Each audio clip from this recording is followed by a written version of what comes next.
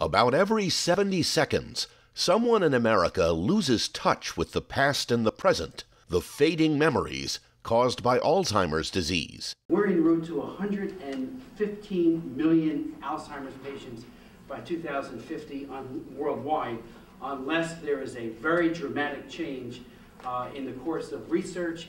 New Jersey Congressman Chris Smith joined a Washington conference of politicians and researchers from coast to coast to marshal the forces against Alzheimer's. As the daughter of a father who lives with Alzheimer's, I've seen the devastating impacts this disease has had on him and on my family. So have almost 15 million family members and friends who provide unpaid care to people living with Alzheimer's and other dementias. We really need much better drugs, and that means we need better funding. And right now the NIH is actually cutting funding in this area. So this is going to be a struggle for us in the current economic climate. The Healthcare Institute of New Jersey, along with conference co-sponsor California Healthcare Institute, worries that aging baby boomers will bury the future in Alzheimer's medical bills.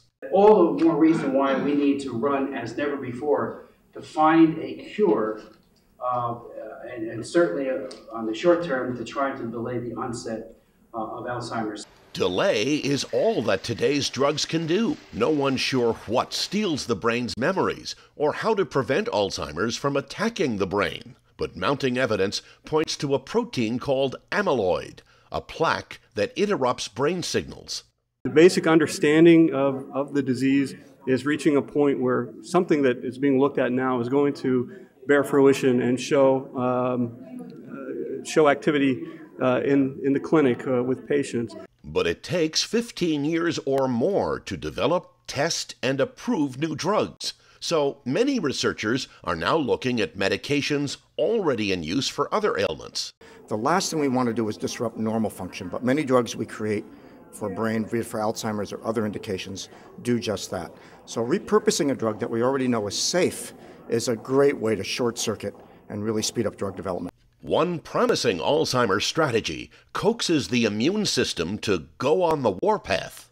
And our hope is that by giving patients this antibody, it will be able to help clear out some of the damaging protein and, or at least stop its accumulation. Until researchers find a cure, prevention may come down to lifestyle. Walking just 2 to 3 times a week is sufficient in studies to show that it actually slows or delays the aging process. Over 5 million Americans now live with Alzheimer's.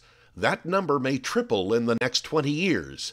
The Healthcare Institute of New Jersey hopes the Washington Conference arouses medicine's version of war. Many economists feel that the entire gross domestic product could be spent on nursing home care by mid-century for patients with Alzheimer's and other dementias if we don't do something about it now.